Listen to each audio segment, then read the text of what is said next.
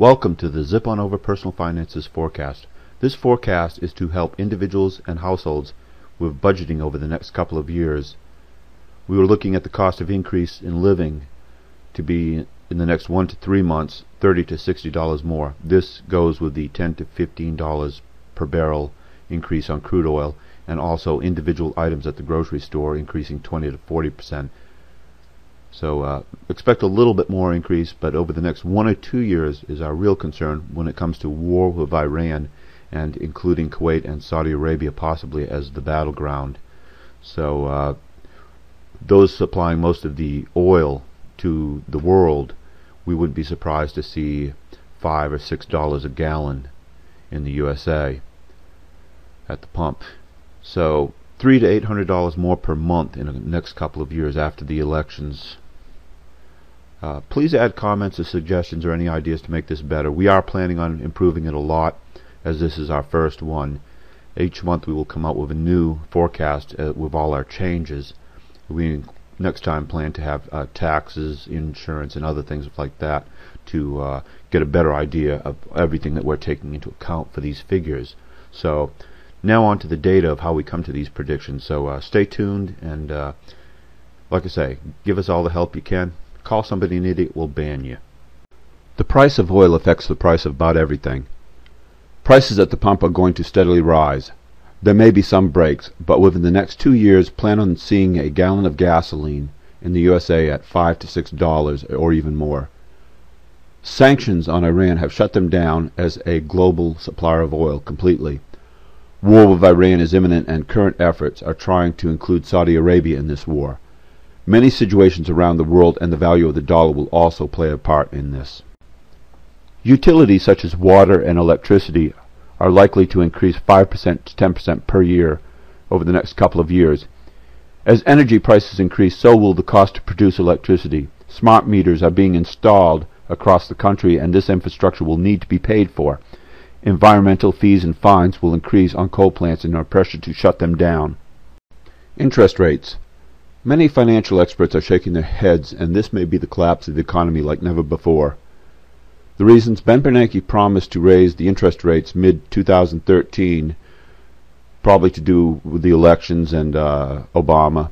This is the real devaluing of the dollar, due to everything that needs a loan will include more interest that will need to be paid. The price of food is one to really watch seriously. Last month, baked beans increased by 38% for the generic version and 18% for the brand name. This month, bread increased 25% for the generic and 5 to 18% for the brand name. And each month, individual items increasing will eventually equal everyone's total grocery list, meaning that the cost for groceries will be 20 to 40% within the next 2 years, meaning $100 to about $300 or $400 more per month to feed your family. Many things will destroy the housing market in the next few years.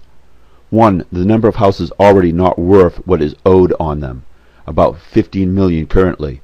2. Many houses are empty and have been foreclosed, making other houses have less value. 3. The lenders are allowing 100% of the value to be put into lines of credits and other such instruments as that.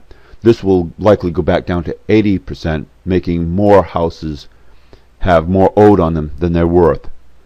4. Many government programs are failing and being terminated, such as TARP and HAMP, and they are holding houses that will be forced short sale or foreclosure when terminated. 5. Ben Bernanke said he will raise the interest rates in 2013, saying this must happen. Every percentage the interest rate is increased will equal about a 5% to 8% decrease in value of the houses. Unemployment. Employment does not look to be getting better in the United States. Industrial jobs continue to move to China, corporate and internet-based jobs to India.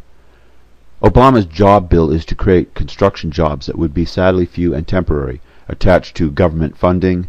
Also, the jobs created, most would not be highly skilled but laborers. So as the holidays approach, we can expect the normal holiday increase in jobs, but can expect to lose them quickly after the holidays, resulting in a net gain of 0. The homeless. This one is always upsetting. With the housing market failing, more unemployed, More people must move out and often in with relatives, more so than to the street. Second bad part of this is children today have been taught little to no financial responsibility, resulting in them not being able to move out of their parents' home even if they find a fair job. Many of the others that go on to college are finding upon graduation the debt is leaving them in their parents' home until they find decent paying jobs. So many do not have a place to call home that is really theirs. When it comes to the streets, the housing market crash, cost of living, and employment will start to show, and we expect the numbers with no permanent roof over their head will double in the next 2 years. Concerning pay increases, currently the federal government has a 1.6% pay increase planned for 2012, and that's a large percent of the population and goes with trends of what we expect of corporate jobs. Social Security is getting a 3.6 increase, which has been a few years due, and not to expect much in the next year. Though if you ask people on Social Security, that went to the increase in Medicare. So not much increase really for those on Social Security. So we believe safe to say that most will see between nothing and 2% pay increase, and that's as long as they don't get a promotion. Government assistance.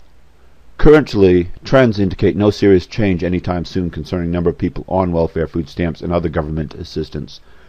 Between 2 and 5 years, if things do not improve, we may be looking at a socialist government where over 50% of the people are in some way supported by the United States government and become more dependent and controlled by it. Concerning mass unrest and riots, we separated poverty and class from October's predictions due to the Occupy Wall Street is more of a class unrest and poverty. We have always told people use credit unions over the bank if you can, so move to credit unions. The uprising when the real poor cannot put food on the table will be more serious, and they will know it is our government's fault. Concerning wars, we're still looking at Iran, and we're still saying that it'll probably be after the missile test defense system in Israel early next year when we go in the warpath against Iran. One of the big concerns of the Y campaign is the Bill of Rights. These are going from rights to privileges to do not apply, and as the judicial ones do not apply, they can take us, put us in a prison, declare us guilty without trial or anything, work us to death, torture us, and whatever they want to. So we will talk more in December's trend forecast on this. So that is a brief of how we come up with these figures. Hopefully this helps out a lot. We're going to add some more things such as insurances, taxes, and things of that sort. Probably improve the person who presents this and also the presentation to make this better. On our website we're going to have a lot of tools to help with budgeting, to help people manage these times, and also to get out of debt, to have more money toward their lifestyle. And of course that will all be for free. We'll add some more tools for sponsors, but we will add most everything for no cost and not have to log in. Thank you for your time. Appreciate it.